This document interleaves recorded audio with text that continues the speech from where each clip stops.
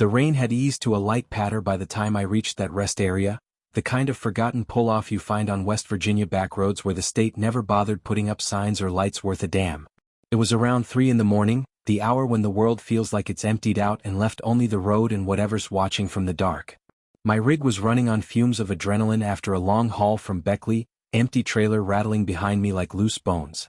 I needed to stretch my legs, shake off the stiffness that settles in after hours behind the wheel, maybe splash some water on my face before pushing the last stretch to Charleston. I eased the truck into the far corner of the lot, away from the single sodium lamp that flickered like it was on its last breath. The fog had rolled in thick from the hollows, swallowing the edges of the pavement so the asphalt seemed to end in nothing. No other vehicles, no distant headlights cutting the mist. Just the low idle of the diesel, the soft drip of water from the pines, crickets chirping in the wet grass, and somewhere far off an owl calling low and mournful. I killed the headlights, left the cab light off to save battery and stepped down. The air hit me cold and heavy, pine sap, damp earth, the faint metallic tang of wet metal from the guardrail. My boots crunched gravel as I walked toward the cinderblock bathroom block at the far end, a squat building half hidden by overgrown bushes. That's when the feeling started, eyes on me. Not sudden, not dramatic, just a slow prickling at the back of my neck, the way you feel when someone's staring in a crowded room but you can't spot them. I kept walking casual but glanced over my shoulder. He was there. At the opposite end of the lot, right under the flickering light, a figure stood motionless.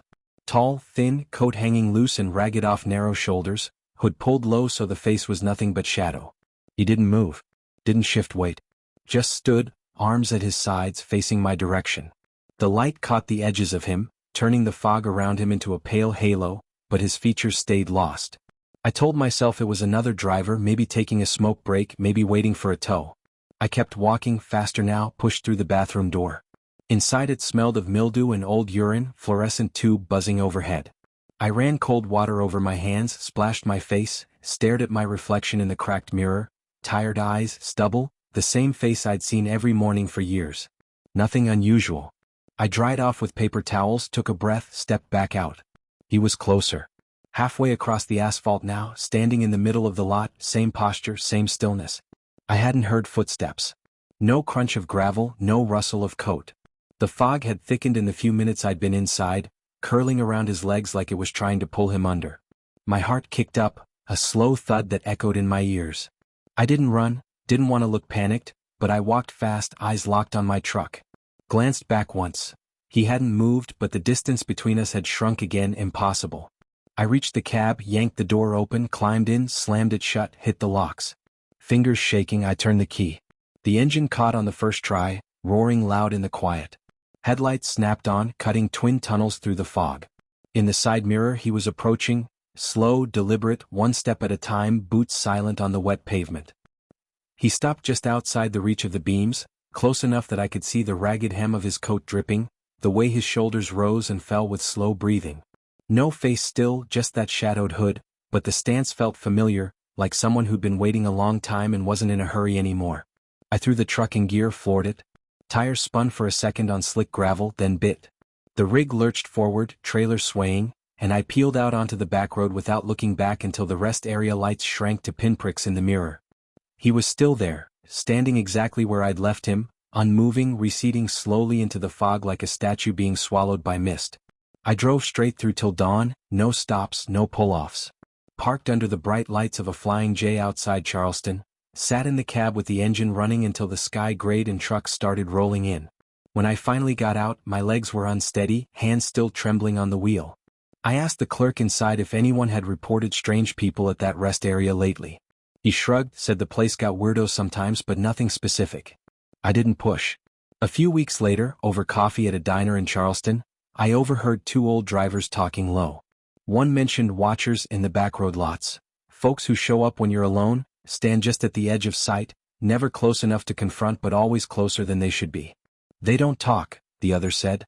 Just watch. Like they're waiting for you to notice them first. They glanced my way, saw the look on my face and changed the subject. I still haul those backroads. Have to. But I don't stop at that rest area anymore. Don't step out after midnight when the fog rolls in.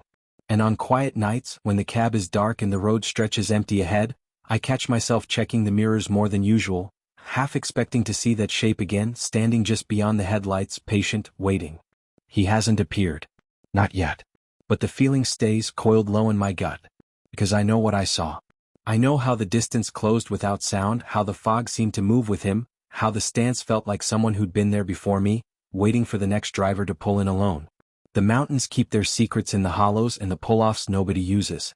They keep the watchers too, silent, still, always a little closer than they were the last time you looked. And sometimes, when the rain patters light on the roof and the fog presses against the windows, I feel those eyes again. Not in the mirror. Not outside. Just there, patient, familiar. Watching. Waiting for me to step out one more time. The backroads of West Virginia after midnight feel like the mountains are holding their breath. I'd been running a light load from Morgantown down toward Beckley, empty trailer rattling behind me, the kind of haul where every mile drags longer than it should. The interstate was too exposed that night, too many DOT way stations, too many eyes, so I took the old two-lane that cuts through the hollows, the one locals call the Ridge Road even though no one seems to know why. Trees pressed right up to the asphalt, branches scraping the sky, and the fog was already settling low, turning the headlights into pale tunnels. Around 1:30 the tiredness caught me hard. My head dipped once, twice. The wheel drifted toward the guardrail before I jerked it back. I needed to stop before I became a statistic. A small pull-off appeared on the right, a wide spot of cracked gravel, no picnic tables, no trash cans, just room enough for a rig to park without blocking the lane. No signs, no lights. Just darkness and the wall of forest beyond. I eased in, killed the headlights first, then the engine. The sudden quiet was heavy, wind moving through the pines, leaves hissing like distant rain. I reclined the seat as far as it would go, pulled my cap over my eyes and tried to let sleep take me. It came in fits, shallow and restless. The cab cooled quickly, I could feel the chill creeping through the floorboards. I drifted somewhere between awake and gone, the kind of half-sleep where sounds blur into dreams. Then the whispers started. Faint at first, so soft I thought they were part of the wind. A low murmur from the treeline, indistinct, like 2 or 3 people talking far off. I lay still, listening. The voices didn't carry words at first, just tone, calm, deliberate, the rhythm of people making plans. I cracked one eye. The lot was black except for the faint moonlight filtering through the fog. No movement. No lights. I told myself it was hikers, maybe kids messing around, or the echo of a radio left on in a distant house. But the sound didn't fade. It stayed steady right at the edge of hearing. I leaned toward the driver's window, breath fogging the glass. The whispers sharpened just enough to catch fragments. Alone tonight, wait till he sleeps. My stomach dropped slow and cold. They weren't talking about someone else. The route they mentioned next was mine. Mile markers I'd passed an hour ago, the turnoff I'd taken to avoid the scales. My name came next, soft, almost casual. Ahmed's rig, easy pickings. I froze. My pulse filled my ears. I hadn't spoken on the CB that night. Hadn't stopped anywhere public. No one knew my name out here. I reached for the flashlight on the dash, thumbed it on low, swept the beam through the windshield toward the trees. Branches swayed in the wind, shadows shifting, but nothing human. Just trunks and underbrush thick enough to hide anything that wanted to stay hidden. The whispers paused when the light hit the edge of the woods, then resumed quieter, like they'd stepped back a pace. I sat up slow, heart hammering steady now. The voices drifted again. He's stirring, give it a minute. I fumbled for the keys, turned them in the ignition. The starter clicked once, weak, then nothing. Panic spiked sharp. I tried again, click, nothing. Third time the engine caught rough, coughing smoke before settling into its familiar rumble. Relief flooded me cold and thin. I threw the truck into gear, tires spinning for a second on loose gravel before they bit. Pulled out fast, headlights slicing the fog. In the side mirror, shadows detached from the treeline, tall, thin shapes moving slow, deliberate, stepping onto the gravel just as I hit the pavement. They didn't run. Didn't wave. Just stood there, watching as the distance grew, patient as the hills themselves. I pushed the rig hard, doing 70 on roads that weren't built for it, curves coming up blind. Kept glancing at the mirrors, nothing behind me but empty blacktop and fog. The whispers were gone, swallowed by the engine noise, but the echo of them stayed in my head, soft and certain. Dawn came gray and reluctant over the ridges. I didn't stop until I hit a big truck stop outside Charleston. Bright lights, diesel pumps humming, drivers moving like nothing was wrong with the world. I parked under the brightest floodlight I could find, killed the engine, and sat there breathing hard for a long minute. Then I went inside, bought coffee I didn't drink, and asked the mechanic on duty to check the starter. He poked around for 20 minutes, came back shaking his head. Nothing wrong, man. Battery strong, connections clean. It just didn't want to turn over for you last night. I nodded, not trusting my voice. Later at the counter, an old driver with a face like cracked leather overheard me muttering to myself. He leaned in close, voice low. Listeners, he said. They hang in the woods along these back roads. Old families, maybe, or folks who got lost out here years ago and never quite left. They listen to the engines, to the tired ones pulling over alone. They talk plans. They wait for the light to go out, for the breathing to slow. You answer once, even just by stopping, they mark you. Ride with you in the quiet places. He sipped his coffee slow. Best not to kill the lights. Best not to sleep deep. They're patient. They've got time. I still run those roads when I have to. Bills don't care about whispers or shadows. But I don't pull off at unmarked spots anymore. I keep the radio on low, tuned to static if nothing else is playing, just enough noise to fill the silence. And when the trees press close and the fog rolls in, I feel them out there sometimes, faint murmurs at the edge of hearing, planning, waiting. They haven't called my name again. Not yet. But the dread rides shotgun now, quiet and watchful. Because I know what I heard. I know what watched me leave that gravel lot. And I know the mountains keep their own company, patient, hidden, listening for the next engine to slow, the next light to go dark. Waiting for someone to stop. Waiting for the whispers to find a new voice to borrow. The rain had been coming down steady for hours, the kind that turns every back road in West Virginia into a ribbon of black oil under the tires. I was running a light load, empty trailer mostly, just a few pallets of lumber I'd dropped earlier in Morgantown, and heading south toward Beckley on one of those narrow 2 lanes that cut through the ridges like scars. The wipers slapped a slow rhythm, headlights carving tunnels through the mist that drifted off the hillsides, and the heater hummed low against the chill seeping through the door seals. It was around 1 in the morning when I spotted the sign for the rest area, a small pull-off with a couple of picnic tables, a concrete block bathroom, and 2 sodium lights on crooked poles that buzzed like dying insects. I needed to stretch my legs, shake off the stiffness that settles in after too many hours behind the wheel. I pulled in far from the entrance, killed the headlights first, then the engine, letting the quiet settle around me. Rain pattered on the roof, steady and soft, muffling everything else. Stepped down into the wet gravel, boots crunching, breath visible in the cold. The lot was empty, no other rigs, no cars, just puddles reflecting the orange glow from the lights overhead. I walked a slow circle around the truck, rolled my shoulders, listened to the water drip from the pines. Nothing moved. Nothing watched. Or so I told myself. Back in the cab, I climbed up, shut the door, locked it out of habit. The interior smelled of coffee gone cold and damp clothes. I sat there a minute, rubbing my hands together, letting the heater kick back on. That's when I noticed the fog on the passenger window. Not the usual condensation from breathing, thicker, uneven, like someone had exhaled right against the glass from the outside. And in the middle of it, a handprint. Clear as anything. 5 fingers splayed wide, palm flat, the edges still sharp where the heat of the hand had melted the fog away. The print was big, bigger than mine, and it looked fresh, the glass still smeared where the fingers had slid slightly. My stomach went cold. I leaned over, peered through the clear patch. Nothing outside but rain and shadows. I reached across and wiped the inside of the glass with my sleeve. The fog cleared in streaks, but the handprint stayed, impossible because the print was on the outside. I wiped harder, breath coming faster now. The print didn't budge. If anything, it seemed to press deeper, the fingers curling just a fraction like the hand was still there, still pushing. I jerked back, heart hammering against my ribs. Scanned the lot through the windshield. Empty asphalt, puddles, the sodium lights buzzing. No one. No shape. But then the footsteps started, slow, deliberate crunches on the gravel, circling the truck. Not fast. Not rushed. Just patient like someone taking their time. I twisted in the seat, trying to follow the sound. It came from the passenger side first, then around the front, then the driver's side, always just out of sight. I locked the doors again even though they were already locked, wiped my palms on my jeans and stared at the handprint. It was still there, the edges softening now as rain streaked down the outside glass, but the shape held. I reached for the key, turned it. The engine caught smooth. Headlights flared, cutting through the rain. In the sudden brightness, I saw it. A shadowy outline pacing the perimeter of the lot, hooded, coat hanging heavy with water. No face visible, just the slow roll of shoulders, the deliberate step.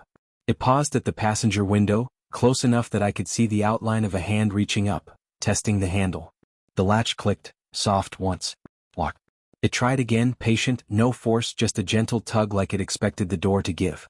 I threw the truck into reverse, tires spinning on wet gravel before they bit. Backed out fast, headlights sweeping the lot. The figure didn't move quick, just turned slow, watching as I swung the rig around. In the side mirror, it stood there, unmoving under the buzzing light, rain streaming off the hood. I floored it onto the back road, wipers slapping furiously, the handprint still smeared on the passenger glass like a brand. I kept glancing over, watching it fade as the rain washed it thinner, but the shape of those fingers lingered in my mind long after the glass cleared. I didn't stop until I hit a flying J 20 miles down the road, bright lights and diesel pumps and people moving around like nothing was wrong. Parked under the canopy, sat there shaking for a long minute before I climbed down to check. The passenger window was clean. Rain had done its work. No print. No smear. Just wet glass reflecting my own pale face staring back. Inside the diner, I bought coffee I didn't drink and asked the night attendant, a tired woman with a name tag that read Doris, if she'd seen anything strange at that rest area up the road. She looked up slow, eyes narrowing. "You stopped there tonight?" I nodded. She leaned on the counter. "Handprints, right? They show up on rigs that park too long. Folks say it's the ones who got left behind, drivers who broke down years ago, waited for help that never came. They mark the ones still moving. Like a reminder you're next if you linger." She said it casual, like weather talk. I forced a laugh that didn't sound right. "Just condensation," I told her. She shrugged. "Maybe. But they always feel warm, don't they?" I drove the rest of the night with the passenger window cracked, cold air rushing in to keep me awake. The heater fought it, but I didn't care. Every time I glanced over, I half expected to see the print reappear, fingers pressing slow from the dark. It didn't. Not that night. Not the next. But I started cleaning the windows obsessively, every stop, every morning, wiping until the glass squeaked. I checked the handles too, make sure they're locked tight. And when rain slicks the roads and fog rolls in low, I avoid those backroad pull-offs. I keep moving. But some nights, when the cab is quiet and the wipers slap steady, I feel it, the faint pressure on the glass beside me, warm against the cold night. Not a full handprint. Just a suggestion. A palm resting light, fingers splayed, waiting for me to notice. Waiting for me to look over. I don't look. I just drive faster, eyes on the white lines, telling myself it's the rain, the fog, the long hours playing tricks. But deep down I know better. The hand felt patient. Like it had all the time in the world. Like it knew I'd have to stop eventually, some night when the rain comes hard and the lot is empty and the sodium lights buzz just right. And when I do, it'll be there again. Pressing slow. Waiting for the door to give. The fog had rolled in thick by the time I reached that little rest area off a secondary road in West Virginia, the kind of place the highway department forgot to mark properly, gravel lot, one broken picnic table half sunk in weeds, trees crowding so close the branches scraped the sky. It was just past dusk, the last gray light bleeding out of the ridges, and I'd been driving since before dawn. My eyes burned, shoulders knotted from the wheel. I needed sleep, even if it was only an hour or two in the sleeper berth. I pulled in slow, tires crunching over loose stone, killed the headlights, then the engine. The sudden quiet was absolute except for the soft tick of cooling metal and the distant call of a barred owl somewhere deep in the hollow. I climbed into the back, kicked off my boots, pulled the curtain halfway across the opening to the cab. The berth smelled of old coffee and sweat-soaked flannel, the familiar smell of too many nights on the road. I lay back, stared at the dark ceiling for a minute, listening to the fog muffle everything outside. No traffic on that back road. No wind. Just the slow settling of the rig and my own breathing slowing down. Sleep came fast, heavy, dreamless. I woke to full dark. Something felt wrong before I even opened my eyes. Air too still, cab too quiet, like the world had stepped back a pace. I reached for my phone to check the time. The screen lit my face blue. 2:17 a.m. I shifted, sat up, rubbed my neck. That's when I glanced at the rearview mirror mounted on the dash, angled so I could see into the cab from the berth. Eyes looked back at me. Not my own. Not in the reflection of my face. From behind me, inside the sleeper berth, two pale points of light staring straight into the glass, unblinking, human-shaped but wrong in the way they held steady, too wide, too still. No pupils I could make out, just that flat, reflective gleam like wet glass under moonlight. My breath caught hard in my throat. I whipped around fast, expecting, dreading, someone crouched right there in the dark with me. Nothing. The berth was empty. Blankets rumpled where I'd been lying, pillow askew, my jacket hanging on the hook. No one. I turned back to the mirror. The eyes were still there, watching me, calm and patient. I adjusted the mirror quick, tilted it up, down, side to side. For a second they vanished into shadow. Then when the angle settled again they reappeared, exactly where they'd been locked on. My heart was hammering now, loud enough I could hear it in my ears. I swept my hand across the berth, empty air, cold metal wall. I grabbed the flashlight from the shelf, clicked it on, shone it behind me. Beam cut clean through the small space. Nothing. No one hiding, no one crouched. Just the folded blanket, the water bottle, the half-eaten protein bar. I swung the light toward the mirror again. The eyes were gone. I exhaled, shaky, told myself it was a trick of light, headlights from some distant car reflecting wrong, or fatigue playing games with my retinas. I've seen things on long hauls before, shapes in fog, faces in rain-streaked glass. I rubbed my eyes hard, leaned forward to adjust the mirror one more time. They were back. Closer now. Not much, but enough to make my stomach drop. The eyes stared from a spot that should have been just behind my shoulder, steady, unblinking. I froze watching them watch me. No movement. No blink. Just that pale, unwavering gaze fixed on the back of my head through the glass. Outside something rustled, low, careful, circling the truck. Not wind. Not branches. Footsteps on gravel, slow and deliberate, pausing every few paces as if listening. I killed the flashlight, sat rigid in the berth, breath shallow. The rustling kept going, around the driver's side now, then the passenger's side, then back again. Never hurrying. Never stopping long enough to give me a target. I waited. Minutes dragged. The footsteps faded eventually, melting into the fog, but the cab still felt crowded, like someone had stepped inside and stayed. I crawled forward slow, eased into the driver's seat, locked both doors again even though they were already locked. Key in the ignition. I didn't turn it yet. I just sat there, staring at the mirror. The eyes were still there, reflected in the glass, closer again, positioned now like they were right behind the seat, looking over my shoulder. I could almost feel the breath on my neck, though the air was cold and still. I turned the key. The engine caught with a cough, headlights flooding the lot. No one outside. No figure. Just fog swirling in the beams and the empty gravel stretching back toward the trees. I put it in gear, eased forward, tires crunching slow. In the side mirrors nothing followed. But every time I checked the rear view, those eyes were there, steady, patient, fading only gradually as the rest area shrank behind me. I drove until the fog thinned and the first gray of dawn touched the ridges. Stopped at a brightly lit truck stop near Morgantown, parked under the sodium lights, and sat shaking for a long time. Eventually I got out, walked around the rig, checked every door, every window. Nothing disturbed. No handprints, no scratches. I went inside, bought coffee I couldn't drink, and asked the counter guy if he'd seen anything strange on the cameras. He shrugged. Lots quiet tonight. You okay? I nodded. Didn't tell him about the eyes. Later, a couple of old-timers at the fuel desk were talking low. One mentioned, the watchers in the mirrors, the way you talk about bad weather, casual but careful. Said some rest areas in these hills hold echoes, reflections that don't belong to you, eyes that stay when you leave. They don't do nothing, one said. Just look. Long as you don't look back too long, they stay in the glass. I changed my habits after that. I don't nap in the sleeper anymore unless the lot's full of other rigs and bright lights. I keep the berth curtain drawn tight. I angle the mirrors so I can't see behind me when I'm parked. But some nights, when the road's empty and the fog rolls in low, I catch myself glancing at the rear view anyway, quick, reflexive. Most times it's just darkness. But sometimes just for a second I see them again, pale, unblinking, watching from a place that should be empty. I keep driving. I don't stop to check.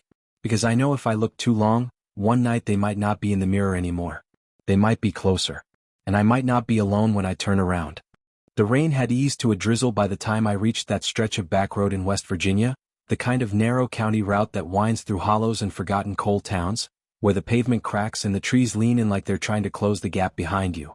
It was well past midnight, the hour when fatigue settles deep in the bones and every mile feels like two. My rig was running light, empty trailer after dropping steel in Charleston, and the fuel gauge was dipping low enough that I couldn't push much farther without stopping. The next proper truck stop was still 40 minutes out according to the GPS that kept losing signal in these ridges. Up ahead, a faded green sign caught my headlights. Rest area, no facilities. I took it anyway. Better a gravel lot than running dry on a blind curve. The place was more overgrown than maintained. Weeds pushed through the cracked asphalt in thick clumps, tall enough to brush the undercarriage as I eased the rig to the far end of the lot, away from the single flickering sodium light mounted on a crooked pole. The light buzzed like a dying insect, throwing a weak yellow circle that barely reached the tree line. I killed the engine, let the quiet rush in. No crickets, no wind, just the soft patter of leftover rain on the roof and the slow tick of cooling metal. I locked the doors out of habit, reclined the seat a few inches and closed my eyes, figuring I'd rest 20 minutes, maybe 30 before pushing on. The first knock came maybe 10 minutes later. Soft, deliberate. 3 raps on the passenger door handle, tap, tap, tap, like someone testing if anyone was inside. My eyes snapped open. The cab was dark except for the faint glow from the dashboard clock. I sat up slow, listening. Nothing. Just the rain again, lighter now. I told myself it was a branch, wind moving something loose. Then it came again, 3 more, same rhythm, same pressure, insistent but not violent. I leaned across the console, peered through the fogging passenger window. The light didn't reach that far. The side of the rig was swallowed in shadow. No shape, no silhouette. Just black. I held my breath. The knocks paused as if the knocker had heard me move. Then they resumed, slower this time, more patient. Tap, tap, tap. Like whoever it was knew I was listening now and wanted me to understand they weren't going away.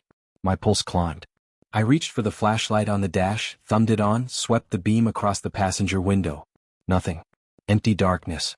But as the light passed, I caught the faint reflection of my own face, pale, wide-eyed, staring back from the glass. I cracked the window an inch, just enough to listen. Cold air slipped in, carrying the smell of wet earth and pine.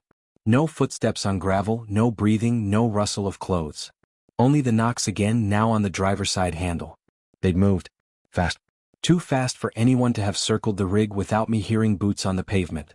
I slammed the window shut, locked it again even though it already was. Sat rigid, gripping the wheel, listening. The knocks kept their rhythm. 3, pause, 3, migrating now to the back of the trailer, then the passenger side again, circling slow and methodical, as if mapping every door, every weak point. I swept the flashlight out the windows in slow arcs. Caught something in the beam. Footprints in the soft mud at the edge of the asphalt, fresh, bare, toes splayed wide like they'd been walking without shoes for miles. They formed a loose circle around the truck, overlapping in places, like the walker had paced the same path more than once. No other tracks led to or from them, just appeared and vanished into the weeds. My mouth went dry. I killed the light, sat in the dark, waiting for the knocks to stop. They didn't. They kept going, patient, almost polite, never rising to pounding, never frantic. Just there, steady, asking. Hours dragged. The drizzle thickened again, drumming harder on the roof. I tried the engine once, caught immediately, but I didn't pull out. Something told me moving would be worse, like acknowledging the game. The knocks migrated back to the passenger door, softer now, almost tentative. Tap, tap, tap. Then silence. Long silence. I exhaled, shaky. Waited. Nothing. Just rain and the low buzz of the light pole.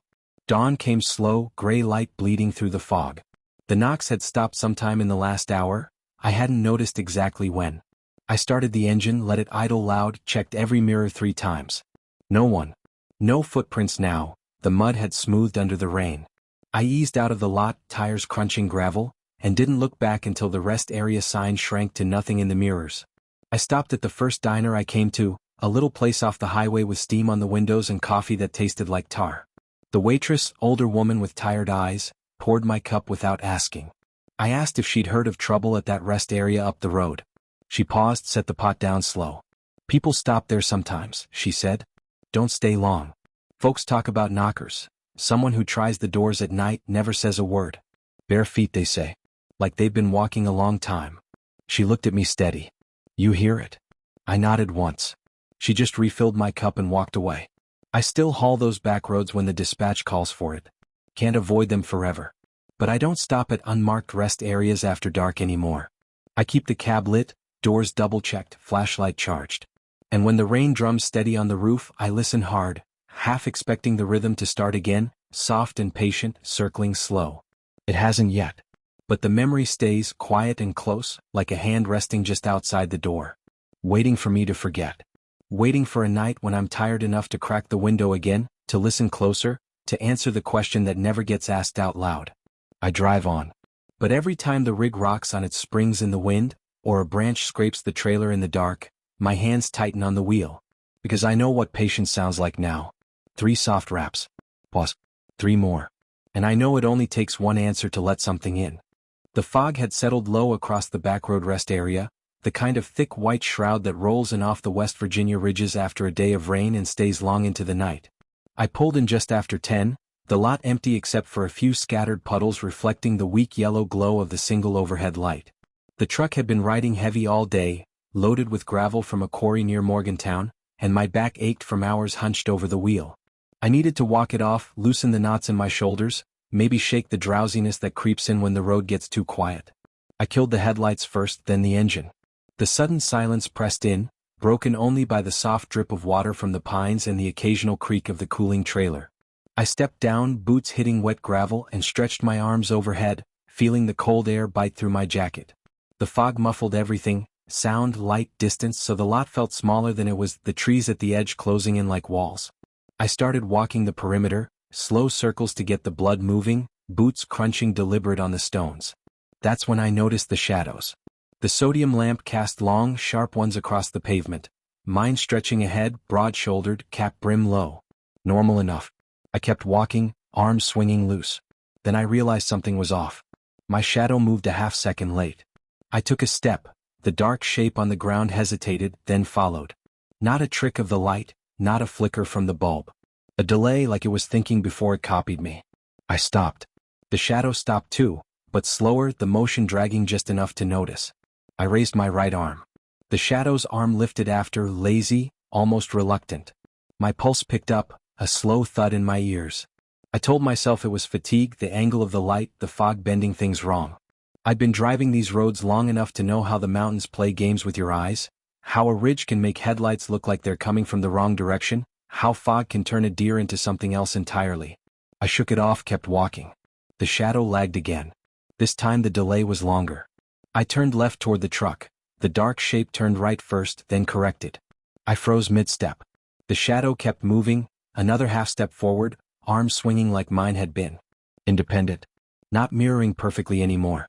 Leading almost. I backed up slow, eyes locked on the ground. The shadow followed, closer now, the gap between my real feet and the dark outline shrinking. I could see it reaching, fingers elongating in the stretched light, hand extending toward where my truck door would be if the shadow crossed the few feet between us. No sound but my breathing and the soft crunch of my boots retreating. The shadow's footsteps made no noise at all. I spun, jogged the last few yards to the cab, yanked the door open, climbed in fast. Slammed it shut, hit the locks. Heart hammering, I fumbled the key into the ignition. Through the side window, the shadow was still there, standing just outside the circle of light from the cab dome, posture loose, head tilted like it was listening. It raised one arm slow, fingers splayed, gesturing in a slow arc. Come here, stay, wait, I couldn't tell which. The motion was patient, almost gentle. The engine caught hard, roaring to life. I threw it in gear, tires spinning on wet gravel before they bit. The rig lurched forward, trailer swaying, and I peeled out onto the back road without looking back until the rest area shrank to a dim glow in the mirrors. The shadow receded, slow, unmoving, until the fog swallowed it whole. I drove straight through to the next truck stop, 30 miles on, parked under the brightest floodlights I could find, and sat there with the engine running until my hands stopped shaking. When I finally got out, I checked the mirrors again. Nothing. No anomalies, no scratches, no handprints. Just the same tired face staring back. Later, over coffee at a diner in Fairmont, I mentioned it to an old driver who'd been running those back roads since the 70s. He listened quiet, stirring his cup slow. Shadows out there, he said. Not yours. They mimic when you're alone too long. Copy your walk, your breath, your waiting. Seen it happen to guys who stop in the dark lots. They start seeing their own steps lag behind, then the lag catches up. Best not to look down after that. He met my eyes. You looked down, didn't you? I nodded. He just grunted and went back to his coffee. I still haul. Can't not haul. But I don't walk the lots anymore after dark. Don't step out when the fog rolls in thick. And on quiet nights, when the road stretches empty and the cab is dark, I catch myself listening for footsteps, half expecting to hear them crunching gravel behind me, matching my breathing, a little slower, a little closer. They haven't come back. Not yet. But the dread rides shotgun now, patient and quiet. Because I know what I saw. I know how the shadow moved when I didn't, how it reached when I pulled away, how it waited with that slow, deliberate gesture. Like it had all night and knew I'd have to stop again eventually. The mountains keep those empty lots, those stretches of back road where no one else pulls in. They keep the shadows too, long, stretched, always a half step behind. And sometimes, when the fog presses close and the headlights flatten against the mist, I feel it again. Not in the mirror. Not outside. Just there, lagging, waiting for me to take one more step. Waiting for the mimic to catch up. The rain had been falling steady for hours, the kind that soaks through everything and makes the night feel heavier than it should. I was running a short hop through West Virginia's backroads, empty trailer after dropping lumber in Charleston, headed toward a yard near Huntington. The interstate was backed up with accidents from the wet, so I took the old county route that winds through the hollows, the one with no lights and no shoulders wide enough to trust. By the time the tiredness settled in deep, it was pushing midnight. My eyes burned, the wipers slapped a slow rhythm against the glass. I needed to stop before I drifted into the guardrail. A rest area appeared on the right. Nothing fancy, just a wide gravel pull-off with a rusted sign half hidden by weeds, 2 picnic tables rotting under the trees, and a single flickering bulb on a pole that barely reached the pavement. No bathrooms, no vending machines, no cameras. Just enough room to park without blocking the lane. I eased the rig in, tires crunching wet gravel, killed the headlights first, then the engine. The sudden quiet pressed in, rain drumming soft on the roof, wind moving through the pines, distant thunder rolling low over the ridges. I cracked the vents an inch for fresh air. The cab smelled of diesel and damp upholstery. Reclined the seat, pulled my jacket over me like a blanket and tried to let sleep come. It took longer than usual. The rain kept shifting, sometimes hard, sometimes a whisper, and every creak of the trailer settling made me tense. Eventually exhaustion won. I drifted off in shallow waves, the kind where you're never fully gone. I woke to breathing. Not mine. It came through the vents, shallow, ragged, like someone trying to stay quiet but failing. Slow inhales, quick exhales, warm air brushing my face in faint pulses. At first I thought it was the heater core kicking on somehow, or wind whistling through a seal I hadn't noticed. But the sound had rhythm, too human, too close. I lay still, eyes open in the dark, listening. The breathing paused when I held my own breath, then started again, softer, as if waiting for me to join it. I sat up slow. The cab was black except for the faint green glow of the dash clock, 2:19. I leaned toward the driver's side vent, close enough that the warm draft touched my cheek. It smelled faintly of wet earth and something metallic like old pennies. The breathing deepened when I got near, almost eager, syncing with my own pulse until I couldn't tell where mine ended and it began. I reached up, twisted the vent shut. The flow stopped. Silence. Relief hit me thin and sharp. I exhaled long, leaned back. Then it came again, muffled now from the passenger vent, lower, more insistent. Like someone had shifted position, moved to the other side to keep watching me. The air pushed through the closed slats in weak bursts, warm against the chill that had settled in the cab. My skin crawled. I twisted that vent shut too. The sound faded to almost nothing, but I could still feel it, vibrating faintly through the dash like the truck itself was breathing. I grabbed the flashlight from the console, stepped down into the rain. The lot was empty.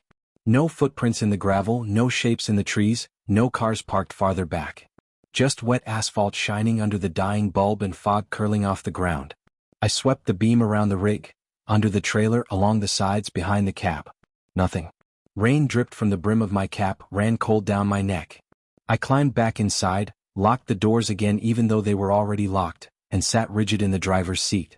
The breathing returned, deeper now, urgent, coming from everywhere at once. From the floor vents, the defrost ducts, even the small crack where the sleeper curtain met the wall. It wasn't loud, but it filled the cab, steady and close, like someone lying right beside me, chest rising and falling in time with mine. I turned the key partway, let the dash lights glow, hoping the fan noise would drown it. No good. The sound cut through, patient, waiting. I didn't sleep again. I sat there till the sky grayed, rain easing to a drizzle, the breathing slowing gradually until it was just a faint sigh through the vents, then nothing. Dawn light filtered weak through the trees. I started the engine, smooth, no hesitation, and pulled out slow, gravel crunching under the tires. Didn't stop until I hit a flying J near Huntington. Bright lights, diesel pumps humming, normal voices drifting from the diner. The mechanic on duty checked the HVAC system while I drank coffee I didn't taste. No leaks, he said after 20 minutes. Seals tight, no rodent nests, no wiring issues. Vents are dry as bone. He looked at me like he knew I wasn't asking about mechanical problems. I thanked him and left. Later, at the counter, an old driver overheard me talking low to myself. He leaned in, voice quiet. "Breathers," he said. "They find the tired ones. The ones who stop alone in the hollows. They share the air, slip in through the vents, the cracks, the places you don't check. Not to hurt you. Just to breathe with you. To remind you you're not as alone as you think. He stirred his coffee slow. Some say they're folks who went missing out here years back. Walked off the road, never found. Still looking for company.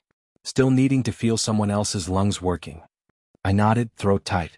I still run those back roads when the interstate clogs. Can't avoid them forever. But I don't crack the vents anymore. Not even an inch. I keep the cab sealed, the heater on recirculate, the radio low just to fill the silence. And on rainy nights when the trees press close and the fog rolls in, I sometimes feel it again. That faint push of warm air against my skin, that slow rhythm syncing with my own. I tell myself it's the cab cooling, the wind shifting, imagination filling quiet spaces. But I never fully relax into the seat. And when the rest areas appear on the GPS, remote, dark, tempting, I keep driving. Because I know what shared my air that night. And I know it's still out there, patient, waiting for the next time I stop alone in the rain. Waiting for me to let it breathe again. The first note appeared just as the sky started to gray over the ridges, that thin, reluctant light that comes before true dawn in the West Virginia hills. I'd pulled into a small backroad rest area sometime after midnight. Nothing fancy, just a gravel turnout with a rusted picnic table, a trash can bolted to a post, and a single overhead bulb that flickered like it was on its last breath. The rain had stopped hours earlier, leaving everything slick and cold, the air heavy with wet pine and diesel.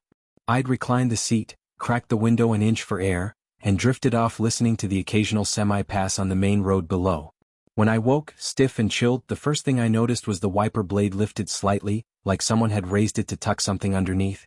I sat up slow, rubbed my eyes, and saw the folded scrap of paper, plain white, torn from a notebook, edges ragged.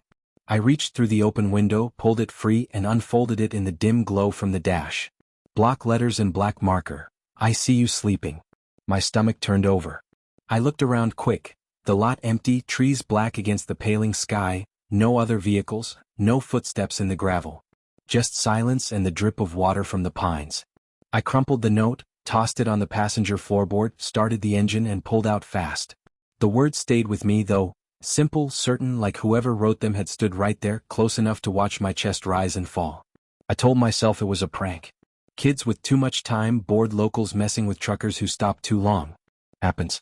I drove on trying to shake it, but every time I glanced at the floorboard, the crumpled paper sat there accusingly. I stopped again around 9 that morning at a bigger rest area farther south. Paved lot, bathrooms, a vending machine humming under a shelter. I needed coffee bad. When I came back from the machine, cup in hand, another note waited under the wiper. Same torn paper, same block letters, still watching. This time my heart dropped hard. I scanned the lot. Families stretching legs, a couple of cars, no one lingering near my rig. I unfolded it again, hoping maybe it was the same note blown by wind or something impossible. But the ink was fresh, the paper dry despite the morning damp. Details I hadn't noticed before. The handwriting pressed hard enough to dent the page like anger or urgency. I crumpled this one too, shoved it in my pocket, and drove away without finishing the coffee. The notes kept coming. Every stop after that, every pull-off, every rest area along those back roads, a new one waited. Sometimes under the wiper, sometimes taped to the driver's window with cheap masking tape, sometimes wedged in the door handle. The messages grew more intimate, more knowing. You breathe loud when you sleep. Your left hand twitches. I saw the scar on your forearm when you rolled up your sleeve. Things no one could know unless they'd been close. Close enough to watch for hours, to study the small movements I make when I think I'm alone. I started varying my stops, pulling over at different times, different places, skipping the obvious turnouts. Didn't matter. The notes found me anyway. One morning, after a sleepless night parked in a wide turnout near the Monongahela, I found one slipped under the sun visor inside the cab. I like the way you whisper to yourself when you think no one hears. I hadn't spoken aloud in days. Hadn't even muttered. But the words were there, in that same block print, like they'd been waiting for me to lift the visor. I burned them after that. Pulled into a gravel lot one afternoon, gathered every scrap I'd saved in a coffee can, doused them with lighter fluid from the toolbox and set them alight. Watched the paper curl and blacken, the smoke rising thin and acrid into the cold air. No fingerprints, no fibers, no clues when I sifted the ash later. Just gone. I asked around at diners and truck stops, casual like it was a joke. Most drivers shrugged, said it sounded like a creep playing games. But one old-timer, gray beard and eyes like chipped flint, leaned across the counter when no one else was listening. The noters, he said low. They mark the ones who travel alone too much. Pick a rig that sits still long enough, leave a word or two. Start small. Then closer. Then they wait for you to stop answering back. He sipped his coffee slow. They don't want in the truck. They just want you to know they're there. That you're seen. That's enough for some. I laughed it off. He didn't smile back. Now I keep moving. No long naps at rest areas. No lingering. I pull over only when I have to. Gas, bathroom, quick stretch under bright lights. And I check the wipers, the handles, the visor every single time before I climb in. Most days the glass stays clean, the paper stays absent. But some mornings, especially when fog hangs low and the backroads feel too quiet, I find myself hesitating before I start the engine. I listen to the wind move through the pines, to the drip of water from the eaves of the shelter, to the soft tick of cooling metal. And I wonder if the next note is already there, slipped under the blade while I slept, waiting for me to notice. It hasn't appeared in weeks. But the dread stays. It rides shotgun now, quiet and patient the way those notes were patient. Every time I park in shadow, every time the lot feels too empty, I feel the weight of unseen eyes. Not hostile. Not angry. Just watching. Recording the small things, the way my hand rests on the wheel, the rhythm of my breathing, the twitch in my fingers when I dream. I vary my routes. I drive longer stretches under daylight when I can. I tell myself it's over, that whoever it was moved on, found someone else to mark. But deep down I know better. The mountains don't forget. They keep score in small, folded pieces of paper, in words pressed hard into cheap notebook pages. And when the wind picks up just right, when it rattles the wipers or whistles through the cracked window, I swear I hear the faint rustle of paper, the soft scrape of a pen on the page. I keep driving. But every dawn before I pull out, I check the wipers one more time. And I wonder how long it's been since the last note was written. How long it's been waiting. How much longer it can wait before the next one appears. Maybe not under the blade this time, but inside, on the dash, or slipped into my coat pocket while I pump gas. Just a few words. Still watching. And I'll know when I see it that I was never really alone. That someone has been keeping count all along. That the next note might not be paper at all. It might just be the soft click of the door handle in the dark. Or the warm breath on the glass. Or my own name, whispered from the sleeper berth when I think I'm awake. I keep driving. But I no longer sleep easy. The fog came down fast that night, the way it does in West Virginia when the temperature drops just right and the ridges trap the damp air like a bowl. I'd been running a light load of lumber south from Morgantown, taking the backroads to avoid the way stations on the interstate. The road narrowed to 2 lanes of cracked asphalt flanked by dense second-growth pine, and by the time I saw the little rest area sign, faded green, half-covered in vines, I was already fighting heavy eyelids. The lot was small. Gravel oval, 1 rusted picnic table tipped on its side, a concrete block bathroom building with the door hanging crooked. No lights except the single pole lamp at the entrance, its bulb flickering weak yellow through the mist. I pulled in slow, tires crunching, killed the headlights, then the engine. The sudden silence pressed in, broken only by the soft drip of condensation off the pines. I stayed in the cab at first, seat reclined, window cracked an inch for air. The fog thickened outside, turning the trees into gray silhouettes, swallowing the road I'd come in on. I figured I'd rest 20 minutes, maybe 30, then push on to the next fuel stop. Sleep came in fits, shallow, restless, the kind where you're never sure if your eyes are open or closed. When I woke fully, the dashboard clock glowed 2:43 a.m. The fog had pressed right against the glass, beating into slow rivulets. I rubbed my face, reached for the water bottle, and that's when I saw the first light. It was small, dim, a pale orange orb floating just beyond the edge of the lot where the gravel met the tree line. Not bright enough to be headlights, not steady enough to be a lantern. It drifted left to right, slow and deliberate, like someone carrying a candle through the woods. I leaned forward, squinting. No beam, no spill of light on the ground, just the orb itself, moving smooth, silent. Then another appeared, maybe 20 yards to the left, same color, same height, drifting parallel. A third joined them a moment later, forming a loose arc along the perimeter of the rest area. I felt the first prickle of unease crawl up my spine. I told myself it was kids, locals messing around with flashlights, or maybe hunters with headlamps. But no voices carried through the fog. No laughter, no footsteps, no rustle of leaves under boots. Just the slow, methodical circling of those 3 lights. Then 4, keeping perfect distance from each other, hugging the boundary where the gravel ended and the forest began. They never crossed into the lot itself. They just traced the edge, patient, unhurried. I locked the doors, habit more than fear, and slid lower in the seat, watching. The orbs moved in a loose rotation, clockwise, each one pausing every so often as if listening or looking. One drifted closer to the driver's side door, hovering maybe 10 feet out, level with the window. The glow was soft, almost warm, but it cast no reflection on the wet gravel beneath it. No shadow. I reached for the CB, thumbed the mic, break 19, anybody out there near the rest area off Route 33? Got some lights circling the lot. Static hissed back. I tried again. Nothing. The lights kept circling. 5 now. They tightened the loop slightly, drawing the arc inward by a few yards. One paused directly in front of the truck, hanging motionless for a long count, long enough that I could make out faint irregularities in the glow, like the light was pulsing very slowly, very subtly. Then it moved on, resuming the circuit. My breathing had gone shallow. I kept telling myself they were lanterns, flares, reflections off something natural, anything but what my gut was whispering. I stayed put another half hour. The orbs never sped up, never wavered. They just orbited, silent, deliberate. Every so often one would drift closer to the cab, close enough that I could see the fog part around it slightly like it had substance, weight. But no sound. No heat. No smell of fuel or smoke.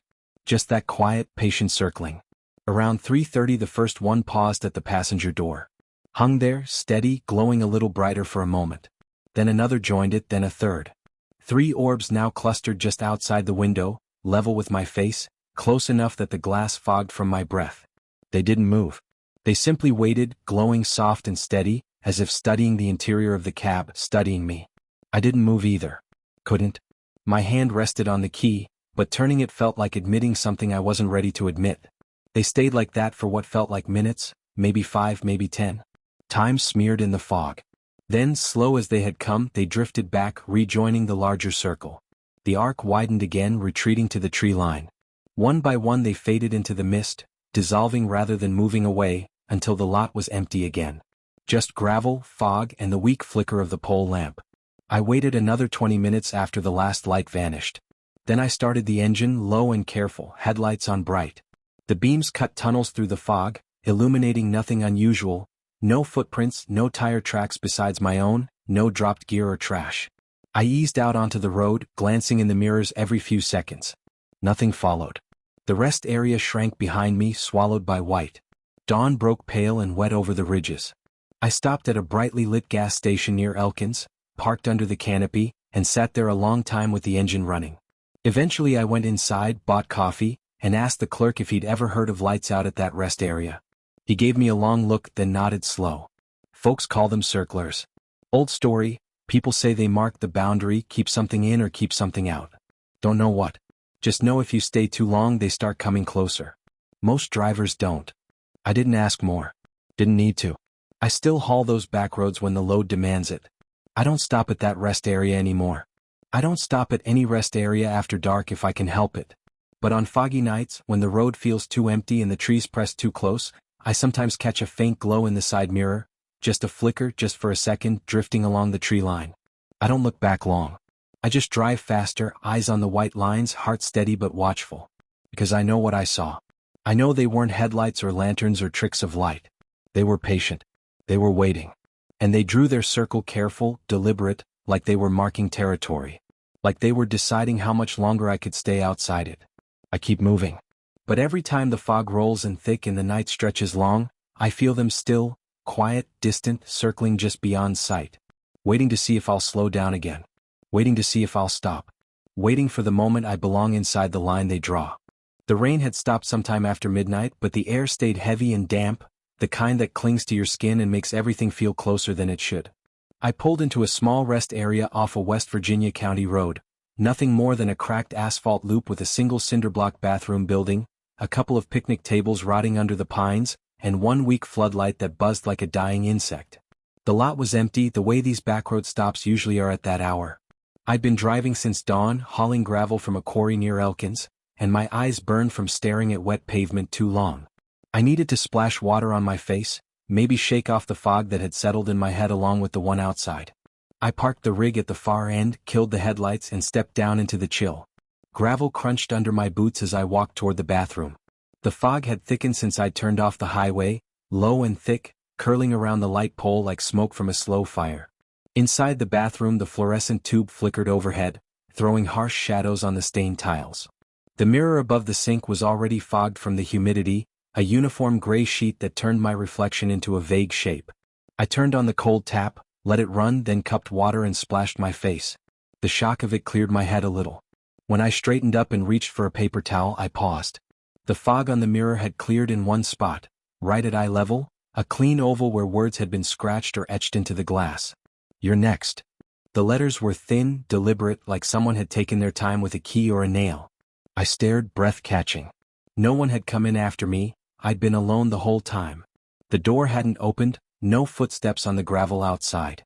I wiped the mirror with my sleeve, hard, smearing the condensation. But the words stayed, faint scratches in the silver backing, visible even through the new fog that was already creeping back. My stomach dropped cold. I backed away, eyes locked on the mirror. The fog thickened again, faster than it should have, rolling across the glass like breath from someone standing close. The message reappeared sharper, the scratches deeper in the light, as if the fog itself was tracing them. I turned and pushed through the door, heart hammering now, and hurried back to the truck. The lot was still empty, no other vehicles, no shapes in the mist, but the air felt heavier, like someone had been watching the whole time. I climbed into the cab, slammed the door, locked it. My breathing was loud in the sudden quiet. I wiped the inside of the windshield with my sleeve, checked the side mirrors. Nothing. Then I glanced at the small convex mirror mounted above the dash, the one that lets you see into the sleeper berth. Fog had gathered there too, a thin film from the cold outside and my own heat inside. I reached up to clear it. The same words stared back. "You're next." Etched into the glass, thin and precise, exactly like in the bathroom. I froze, hand hovering. No one had been in the cab. Doors had been locked since I parked. I wiped hard, smearing condensation, then wiping again, but the scratches stayed, faint lines catching the dome light. I wiped frantic, sleeve damp now, breath fogging the mirror more. Each time I cleared it, the words reappeared sharper, as if the fog was rewriting them. I sat back, hands shaking on the wheel. The cab felt smaller, the windows pressing in with mist. I turned the key, engine catching rough, headlights snapping on. Beams cut through the fog in weak cones, illuminating nothing but swirling white and wet asphalt. I threw the truck in gear, tires spinning once before they gripped. Pulled out fast, trailer swaying behind me, and didn't stop until the rest area lights vanished in the mirrors. Dawn came slow and gray. I parked at a larger stop on the interstate, under bright sodium floods, and sat there breathing until my pulse slowed. When I finally got out, I checked every mirror again, inside, outside, the little ones on the fenders. No scratches. No etchings. Just clean glass reflecting the morning light. I told myself it was exhaustion, condensation playing tricks, the mind filling in patterns where none existed. But the words stayed in my head, quiet and certain. Later, at a diner down the road, I overheard two old-timers talking low over coffee. One mentioned messengers in the mist, how the fog in these hollows carries things sometimes, marks left by folks who passed through and never quite left. "They leave notes," he said. "Not always on paper. Sometimes on glass, on breath, on the places you can't help but look. And once you read it, it follows you." The other nodded slow. "Best not to wipe them away too fast. Makes them sharper." I didn't join the conversation. Just paid for my coffee and left. I still drive these roads. Can't avoid them, the halls go where they go. But I don't use those small rest areas anymore. Don't step into bathrooms alone after dark. And when the fog rolls in thick and the mirrors start to fog from the cold, I leave them alone. Don't wipe. Don't look too long. Because I know what I saw.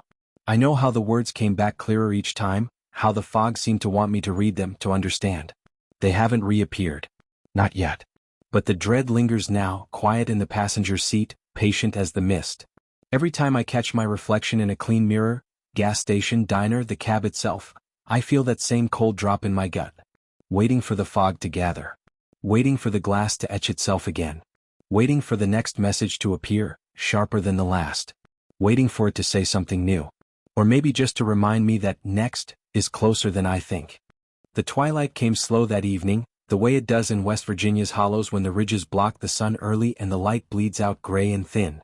I'd been running a short haul from Clarksburg down toward Princeton, empty trailer bouncing behind me on the old county road that parallels the interstate but stays hidden from it, narrow blacktop, cracked shoulders, trees crowding so close the branches scrape the mirrors if you don't hug the center line. Fatigue had been building since noon. My neck ached, eyes heavy from staring at the same endless curves. When the rest area sign appeared, faded, half covered in kudzu, I pulled in without hesitation. Just a wide gravel loop off the road, a short paved path winding into the trees toward a couple of rotting picnic tables and an outhouse that hadn't been used in years. No lights, no other vehicles. Perfect for a quick walk to shake off the stiffness before pushing on. I parked at the far end, killed the engine, stepped down. The air was cool, damp with the promise of rain, smelling of pine and wet earth. Gravel crunched under my boots as I started down the path. Nothing ambitious, just a loop maybe a quarter-mile long to get the blood moving. The forest pressed in on both sides, branches low, leaves rustling soft in the breeze. My steps echoed faintly in the quiet, a steady rhythm that felt almost comforting after hours of engine noise. Then I heard the second set. They started soft, distant. Another pair of boots hitting gravel just behind me, matching my pace exactly. Step for step. Not faster, not slower. I slowed a little, testing. They slowed too. I stopped. Silence, except for the wind and a far-off crow calling once. I turned slow, scanning the path. Empty. Just gravel stretching back toward the lot, my truck's silhouette dark against the trees, fog already curling low along the ground. Nothing moved. I stood there a long minute, breath visible in the cooling air, then started walking again. The footsteps returned. Closer now.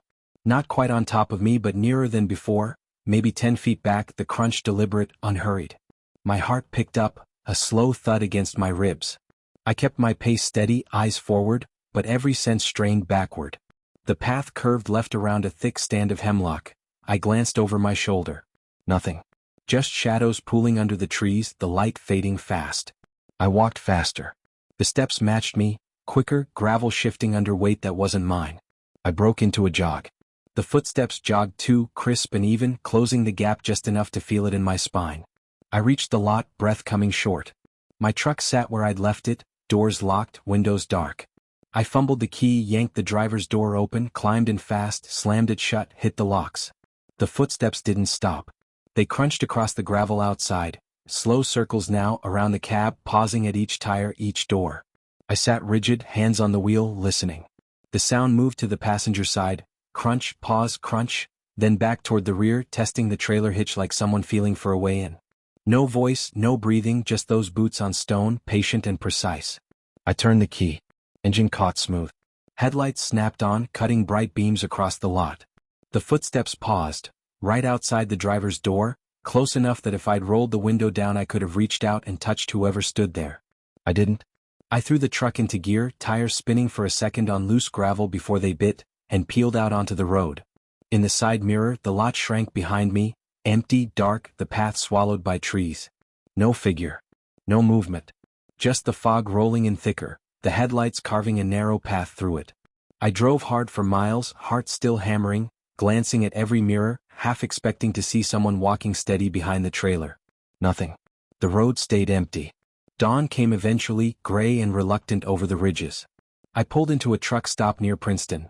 Bright sodium lights, diesel pumps humming, voices drifting from the diner. I parked under the brightest flood I could find, killed the engine, and sat there breathing for a long time. Later, inside, I asked around quiet. An old driver at the counter, face lined like cracked leather, eyes tired, heard me mutter about the footsteps. He leaned in close. Echoers, he said low. They walked these back roads, the old paths where folks used to disappear. Not ghosts, not exactly. Just echoes of the ones who got lost, who kept walking when they should have stopped.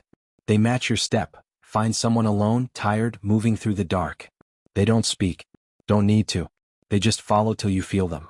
Till you know you're not walking alone anymore. He stirred his coffee slow. Best not to look back. Looking back gives them something to hold on to. I nodded, throat tight. I still take those back roads when the interstate clogs or the scales are hot. Can't avoid them forever. But I don't walk anymore. Not at rest areas, not at dusk, not when the light's failing. I stay in the cab, doors locked, engine running if I have to stop at all. And when the quiet settles too heavy, when the trees press close and the gravel looks too inviting, I keep moving. The footsteps haven't come back. Not yet. But the memory stays, coiled in my chest like a held breath. Because I know what followed me that twilight. I know how close it walked, how perfectly it matched every step. And I know the mountains keep their rhythms, slow, patient, waiting for the next tired driver to step out alone. Waiting for someone to start walking. Waiting for the echo to find its match. The sky was still that bruised purple before dawn when I pulled into the rest area off the back road near Welch, West Virginia. It was one of those forgotten turnouts, gravel pitted with potholes, a single picnic table half rotted into the ground, and a rusted metal sign that read, "No overnight parking," in letters too faded to matter.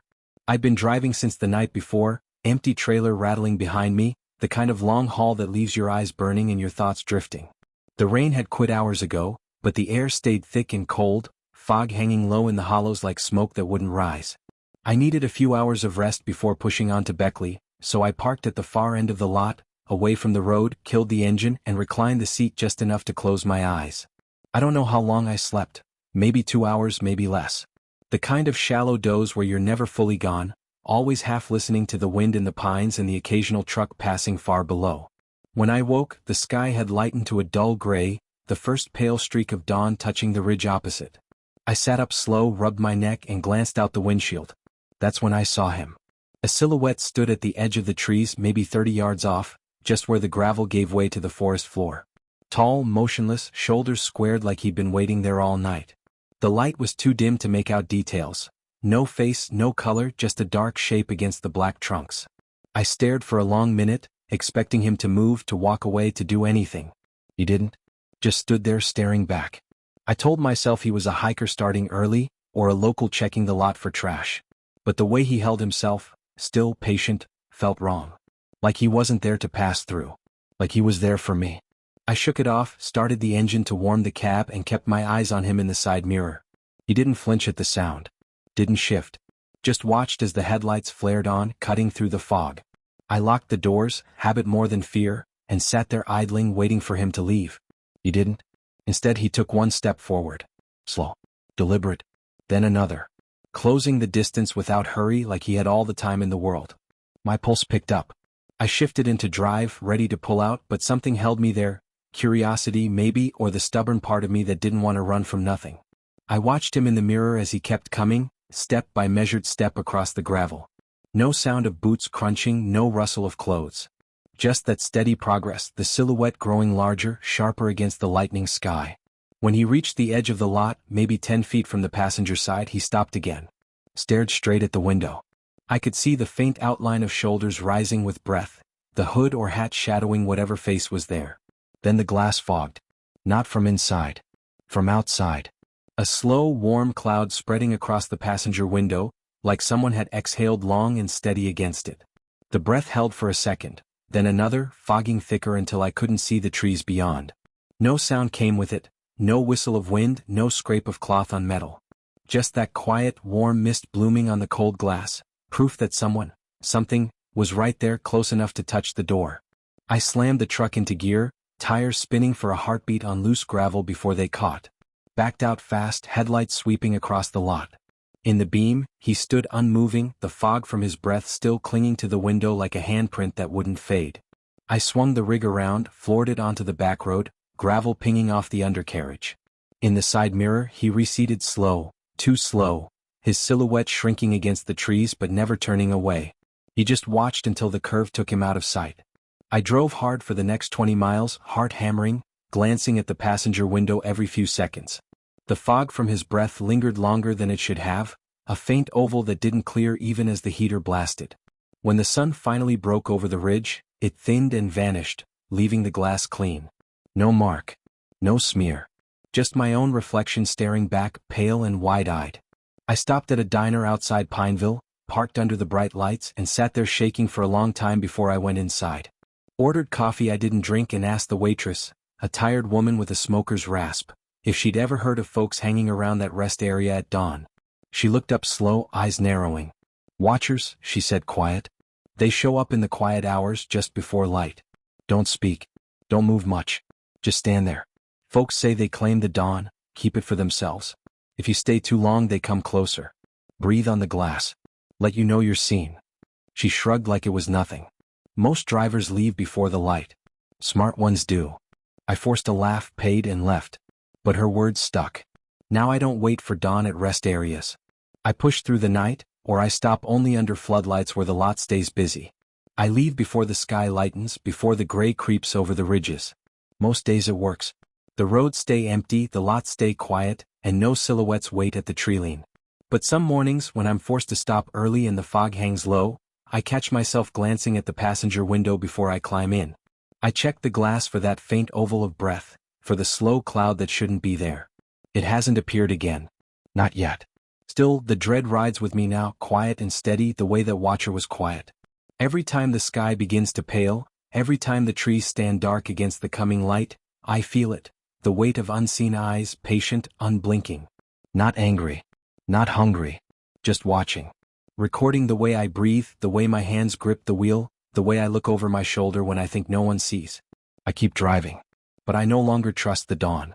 I leave before it arrives, before the gray light finds me still and alone.